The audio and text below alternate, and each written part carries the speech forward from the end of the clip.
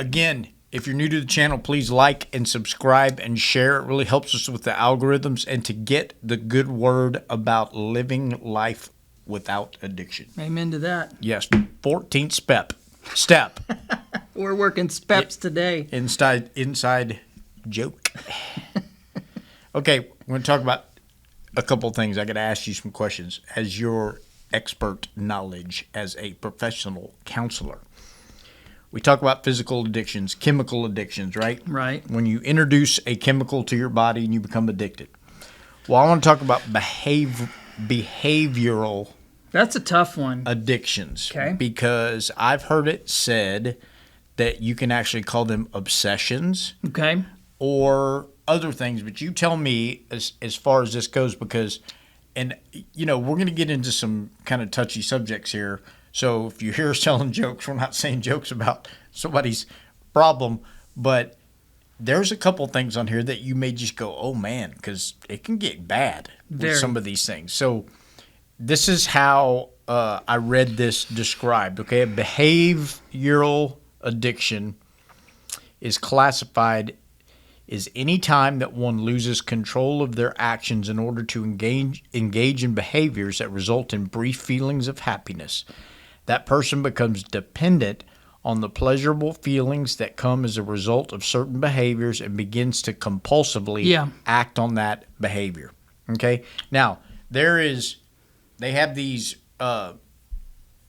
requirements or these things, criteria that turn it into where it can be something negative in your life. Okay. And I'm going to bring up all these different addictions, behavioral addictions, and apply these to them and get your opinion on these. The first one I want to talk about, and we'll talk about this, is let's talk about food. Yeah, food addiction. Both ways. So if spending large amounts of time on this, okay? So listen, does it urges or engages you to participate even if it negatively affects your daily life? Right. Can food addiction obviously do that? Absolutely. Probably the number one contributor to death in the United States is diet. Mm-hmm. Okay. Heart disease. Yeah, exactly. Right. Heart disease. Lifestyle. I think heart disease is number one. Yeah. Right? Okay.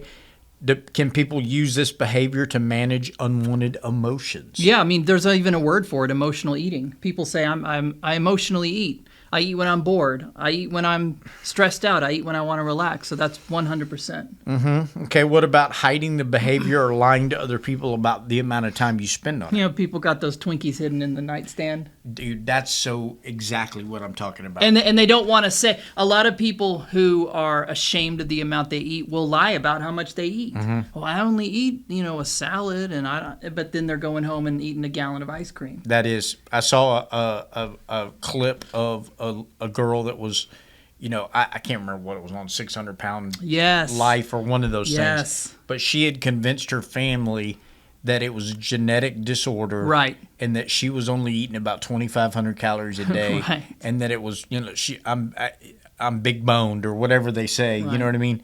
But so the doctor was in there, and her family is in tears, saying there's something medically wrong with her, and the doctor went through a list of what she ate the day before, and it was like 15,000 calories. I think food addiction is probably the closest to chemical addiction or drug addiction, because in a lot of ways food acts like a drug on... Well, sugar certainly can. Well, yeah, and because, caffeine. I mean, look at the people that are addicted to food. They're not eating broccoli and carrots. Exactly. You almost couldn't. Right. They're eating pizza. They're eating hamburgers. They're eating... Tons of carbs and sugar. Yep. And refined flour. High calorie, high fat, everything. I think those are the drugs of the food world. Those are, refined sugar and refined flour are things that don't exist naturally. Right. They are designed to give you a kick. And boy, sugar sure does. It does. And if you look at Overeaters Anonymous, I have a lot of Overeaters Anonymous literature because I like looking at different 12-step fellowships. Yeah. And correct me if I'm wrong, if any of you guys are in OA, but their definition of sobriety is mostly not eating sugar and not eating white flour. Wow.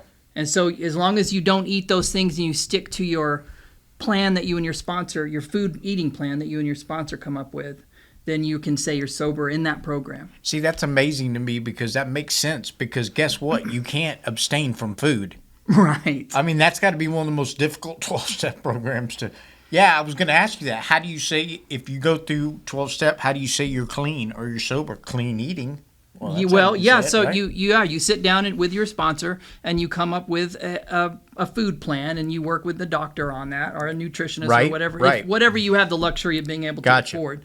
And then as long as you stick to that, then you can say you're sober in that program. Yeah. And I don't know if they use the word sober or not, but I do know that it does revolve around a plan. Okay, good. So it's not just it's trying to take the compulsion out of eating. There's a lot of these behavioral addictions that you can't abstain from, or you won't abstain from completely. Right. Well, obviously, food is. And you always hear people on diet say they have a cheat day and all that kind of stuff. I mean, I don't know how any of that stuff works. I'm not the one to do. Like, I can't, man. Me and food have a very complicated relationship. It's hard. It is very, very difficult.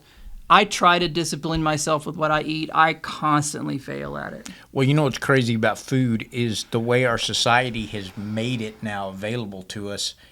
It's the more stressed out we are and busy we are, it's easy to get bad food quick. So we tend to fall into that trap of eating bad food that's bad for us because eating right takes a lot more work than eating bad. It does, and it's cheaper to eat bad. We're wired to eat as much as possible in a short amount of time because think about how if you go back 1,000 years, a drought would come. Right. Yeah. Or you go hunt for some big game or something, and then the food is there. You can't really keep it. So you have to eat as much as you possibly can because you may not eat for another 3 or 4 days. Yeah. We're wired to do that.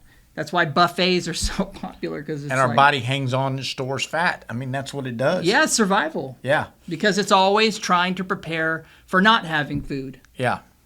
Unfortunately, fortunately, I mean, we're so blessed also to live in a society where food is plentiful, but it swings the other way. Right. So let me ask you this: when you're talking about food, would you put bulimia, anorexia, these type things in the food category, or would you put it like in?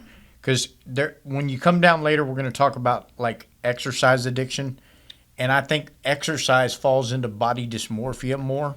Yeah. Where's that? And I think maybe that the anorexia and bulimic falls into that category. What do you think? I think the food. I would say that anorexia involves food, but food is not the focus of it. Mm-hmm. It is it's the body dysmorphia. It's people who are anorexic will look in the mirror and see a fat person. Yes. Even if they physically see something that's not right, there. And it's miserable. It's a very, very difficult thing to break out of. Yeah. And the really miserable part about anorexia is that there's not really a high associated with it. Right. With bulimia, there's the binging. Yeah, and that may be more associated with food, right? Yeah. Because they binge so much. But it's also, bulimia is complicated because it's also an extreme diet, like a dysmorphia thing to it. Right. And exercise can be part of anorexia as well. Yeah, where you're compulsively working out because you think you look a different way than you really look. Yeah. So anyway, man, that's a tough one. So any comments or likes or shares about this? We'd love to know if you've dealt with food addiction in any way, shape, or form. So thanks for checking it out. Thanks, guys.